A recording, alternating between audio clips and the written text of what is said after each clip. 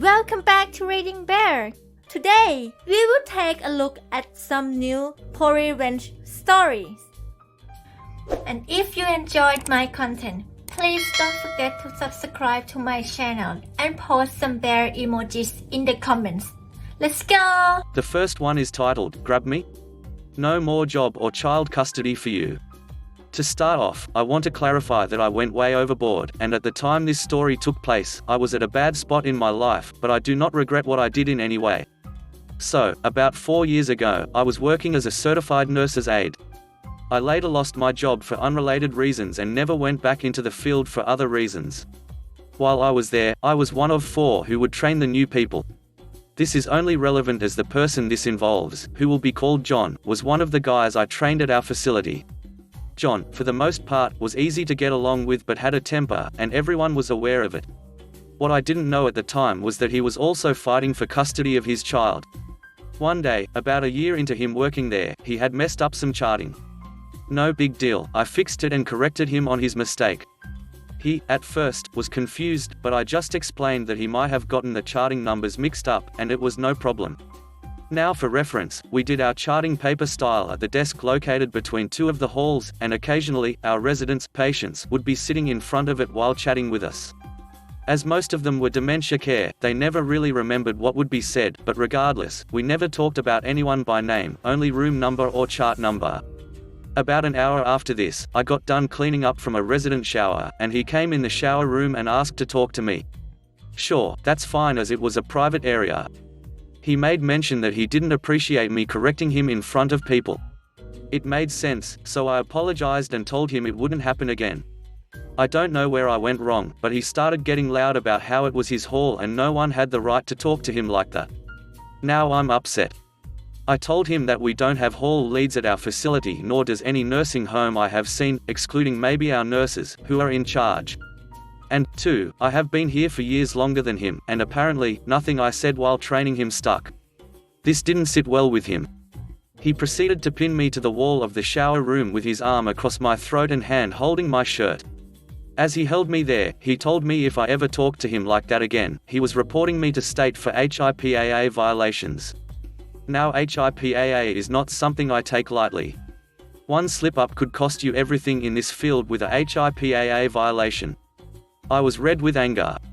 My thing is, I'm double this guy's size and didn't want to lose my job for fighting with a coworker. The place was terrible, but I enjoyed helping the residents. So, I started thinking and immediately had an idea. If there was one thing I knew, it was that the only thing worse for your license than a HIPAA violation was elder abuse. So, I started my scheme. We had a man on our hall who had brain damage from football, and as such, was highly combative and took 2 people to normally handle him. I was able to do him on my own generally as I talked to him about football while taking care of him. I played defensive line in high school. That day, he had developed a bruise on his chest, and I had no clue where it came from, but I had where I was going to say it came from down. I immediately called in John to help me transfer this resident to bed. As we got done and went into the hall, saying it just loud enough for several CNAs and nurses to hear, stated, "I don't care why you did it, you never hit a patient." He was taken aback by this whole statement. It clicked after about 5 seconds what I just did to him. The nurses had me write a statement, in which I mentioned I had asked if he knew where that new bruise came from, and John told me that while he was walking the resident to the bathroom, he kept squeezing his arm, so he hit him in the chest. Yes, the guy would squeeze arms and wrists when being walked. The next day, I came in and found out that John lost his job and police and adult protective services were pressing charges on him. I don't know if he was found guilty or not. I did find out a few weeks later, however, that he not only lost his license, but he also lost complete custody of his child to his ex-wife and got no visitation. On top of that, he had to sell everything he owned in order to pay for his lawyer. Needless to say, I could have been a little fairer with him, but I loved watching his life burn down around him. Let it be learned, don't grab or threaten people who can ruin your life with the drop of a hat. The next one is titled, Fire a Longtime Employee? He might just rat you out and end up in charge. My dad had worked at the same company for almost 30 years before he was abruptly fired for complete bullshit. He was coordinating an upcoming meeting of people who had to fly in from around the country. One important participant resigned unexpectedly, so Dad cancelled the meeting via email and explained why. Apparently that counted as improperly communicating privileged information, and he was fired the next day. All this happened a week after Dad's boss retired and was replaced by a new guy who wanted to cut costs. What a coincidence. This was about 10 years ago, near the height of the recession. Dad was in his 50s, hadn't interviewed for a job since the early 1980s. He wasn't sure he'd ever find another job. My mum went back to work at a school to pay the bills while Dad scraped together what he could doing some sh*TTY online consulting gigs for basically minimum wage. They managed to keep their heads above water but only barely. Dad was out of work for a year and a half. He finally landed a job at a new company 3 states away, coincidentally about an hour away from where my wife and I lived and were expecting Dad's first grandchild. Mum and Dad moved to live about 20 minutes away from us. They had paid off the mortgage on their house, so they decided to keep it and rent it out, planning to retire there in a few years. New company treated Dad very well. Better salary than he'd made at old company, good benefits, and respect from his co-workers and superiors. A year later, Mum and Dad were able to buy a second, smaller house near their grandkids. Dad mentioned a few things about his time at old company to his new bosses, nothing confidential or anything, more like overall strengths and weaknesses. Of course, the story of how he got fired came out as well. It turns out that when you work at a company for over 25 years, you learn a thing or two about how it works, and cutting costs by firing experienced employees can make your company vulnerable. New companies started to get very interested. They saw an important business opportunity and also a chance to get revenge on behalf of a valued employee. A couple of years later, new company bought old company. They were both big companies, and mergers of this size take time, but when the dust settled it was clear there were redundancies, divisions and products that both companies had that new company only needed one of. They kept as many of old company's people as they could, and very few lost their jobs. Except, of course, for the people responsible for firing Dad. New company put Dad in charge of the building he used to work in at old company and let him choose his employees from both old and new companies. Dad had to move back to the old state, so new company helped sell his house in the new state and gave him a moving stipend of several $1,000s. But Mum and Dad were just moving back into their own house. They sold the new house that they'd made payments and improvements on for 5 years for a nice profit. With that money plus the moving stipend, they paid off debts, saved for retirement, and took me, my siblings, our spouses, and the grandkids on a cruise. The next one is titled, "Injure My Sister with a Nail and Destroy Our Vine?" Good luck with all your weeds. Moral of the story, be a good neighbor. This happened in the summer of 1974 when I was 4 years old. When I was a kid, we had a next-door neighbor who was a total meg of *TCH MB. MB was a 40-something woman who liked high heels, mules, big jewelry, lots of makeup and wore long, flowy caftans in garish colors that did not flatter her. She had a big perm, remember? It's the 70s, a huge butt, and was notorious in our neighborhood for being an entitled twat.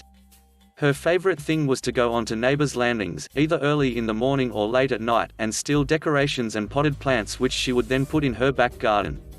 She once even dug up someone's small tree out of their front yard because, according to the neighbor, she felt it would look better in her garden. Total idiot. For the most part, she left my family alone. My family has a take no *T rep in the neighborhood, and she knew it, only glare at me and my sibs when we played outside. She hated kids. Sadly, that didn't last. One day one of my sisters got badly sliced by a long nail when she went to pick flowers off the passion flower vine on the fence, important later. Turned out MB had hammered dozens of long nails into our fence so she could hang potted plants she'd most likely stolen. The leaves on the vine had hidden them until my sister got sliced. She had to get a tetanus shot, which made her sick all day. Mum was upset, so she went out and actually spent the rest of the day hammering each and every nail back out through the fence and back into MB's garden, causing many of the pots to fall and break. This is probably why she did what she did. About a month later, my mum goes into our kitchen and sees a man in our yard. She goes out and asks, "WTF are you doing?" Guy tells her he was a gardener and had been hired to get rid of the vine on the fence. Mum asked him who had hired him to do this. The owner of the fence, he told her, and gestured to MB's house. Mum told him, calmly, since none of this was his fault, that it wasn't MB's fence, and she was the owner. The poor guy was horrified. However, the damage was done. He'd already cut into the hardwood and roots, and now our vine was a goner. After the poor guy left, MB stiffed him. We found out later. Mum went to MB's house and confronted her. That idiot didn't even deny it, just laughed in my mum's face and said, "I did it, so what? It's not like you can do anything about it." Then sauntered back into her house. She'd just messed with the wrong family. 2 days later, MB went on a 2-week vacation with her husband, a butthole, to Cabo. Revenge time. The day she left, my older siblings, along with a family friend, decided MB's back garden needed improvements. So they climbed the fence, went into her garden, dug up all the pretty flowers and small trees, carted them out along with the stolen decorations, and replaced them with high pollen weeds, quick-growing ivy, and lots of poison oak and poison ivy that they'd carefully dug up from a nearby state park. I was too young to help, sadly. We then temporarily moved our 3 dogs into our backyard. Neighbor was afraid of them despite the fact they were 2 Pomeranians and a small mutt. We also had a 9-foot fence, which was too high for her or her husband's fat butt to climb, so we knew our garden would be safe from her. My family excitedly waited. When MB got back and saw her new and improved garden, she threw the biggest, most epic tantrum and meltdown we'd ever seen. It was spectacular. A whole class of sugared up, P*SSED off preschoolers couldn't have thrown a bigger tantrum. From the top of the fence, we all watched. Dad took the day off to see the FREAKOUT, as he put it, as MB screamed and ranted. Pulled her hair. Kicked the weeds and threw anything she could get her hands on, all the while cursing and screeching like she was getting a chili powder enema. Then she spotted all of us watching her. She yelled and cursed at all us laughing kids, coming to the correct conclusion we had done this to her precious garden. By this time all the surrounding neighbors were also watching, but she, of course, zeroed in on us. MB then stormed over to our house and banged on our door until Mum opened the door. Dad let her deal with it, as he was still laughing his butt off. MB then demanded my family to not only pull all those ugly plants out, and to, of course, pay for new ones and plant them. And to do it now. Right now. Our mum just looked at her, yawned, told her she had zero proof it was her kids who'd done it. Mum knew. Even sat and watched with me as my siblings did it, laughing the whole time. I think at one point my dad even helped. Mum then reminded her she had stolen dozens of plants from the neighbors, had been caught blatantly stealing from their front gardens, yet was surprised that someone had retaliated. Mum laughed, told her to duck off, and went back inside. She ranted at us through the door for about an hour, till her voice, blessedly, gave out, then stomped back to her house. She avoided us from then on and would give an angry glare to my mum whoever she saw her. Mum would just smile, give her the finger, and go about her business. She was intimidated by my dad and wouldn't do anything when he was around, but Dad worked a lot, so wasn't there most of the time. We donated most of the dug-up plants to neighbors she'd stolen from and returned the stolen ornaments and decorations to their rightful owners, if we found them. But kept 2 rose bushes, which we planted by our back gate, a ceramic hearth cat, which I still have, and a glass and metal sun god decoration nobody claimed. MB never did get rid of all the weeds and didn't realize it was poison oak she was pulling, barehanded, until she, and her husband, got horrible rashes over 1/3 of their bodies and, I was told, in some very unfortunate places. The next one is titled, Sleazeball Housemate Gets What He Deserves. A few years ago, having just come out of a long-term relationship, I was seeing a girl who was a bit crazy, let's call her Sarah. I also had a very long-term, female, friend, who had just broken up with her long-term BF, let's call him Grant. Whilst Grant had been cheating on and gaslighting my friend, the two of them for some reason decided to stay friendly. Grant had lived with her, more like loafed off her, and somewhere to live now that they had broken up. I got a call fairly late at night asking if he could stay with me, which I said yes to. I'd never particularly liked Grant, but I figured that anything between my friend and him was none of my business and I needed someone to split the rent with. Grant moved in and we got on relatively well. One evening, Sarah, Grant and I went to the pub, we had a few drinks and then headed back to mine. Grant knew that Sarah and I were involved. Fast forward about a week, and Grant has borrowed my laptop and got chatting with Sarah online as an MSN message has popped up with her saying hello. He said that it was him, not me, and they chatted. No problems here. A few days later, Grant asks to borrow my computer one evening whilst I'm out. I tell him the password, joke about using incognito mode if he's being naughty and forget about it. When I get home, I ask him for the computer so that I can use it in the morning. First thing in the morning, I opened the computer, which had run out of battery in the middle of Grant using it. Grant had been talking to Sarah on MSN and the last few lines of their conversation were visible. It seemed somewhat inappropriate, but I thought it must be innocent. I scrolled up to investigate and discovered that the two of them had been sending photos, videos to each other, culminating in a video from Grant to Sarah of a tribute nature. Thankfully the pictures, videos had all been sent via phones, so I wasn't subjected to seeing any of them, but I was pretty narked that he had arranged all of this using my computer. I was furious, but said nothing. Grant had a key to my house and owed me about £200 in back rent, which I wanted to get. I talked to my calm, collected, Neapolitan colleague about the situation to make sure I wasn't overreacting, and he said, "You know what you have to do, crumpled linen suit." I planned my revenge carefully, being nice to Grant the whole time. By a strange twist of fate, that very evening, Grant managed to break his door key in the slightly dodgy lock. I immediately took both keys off him and said I'd get a new one cut the next day and not to worry about it. I also casually asked if he could sort out the back rent and made up a white lie about the landlord pestering me. Next morning, Grant calls out to me whilst I'm in the shower that he's just popping to the ATM 100 meters from the house to get the money he owes me. Like a flash, I'm out of the shower, dressed, and grab a pack of smokes. I run out to the front of the house and sit outside casually smoking. Grant returns from the cash point, pays me the rent, and I offer him a lucky strike, which he takes. I swiftly finish mine. I was about halfway through when he lit up, and say that I'm going inside to put the kettle on, but could he finish smoking outside so the house doesn't smell? I go in, the door locks behind me.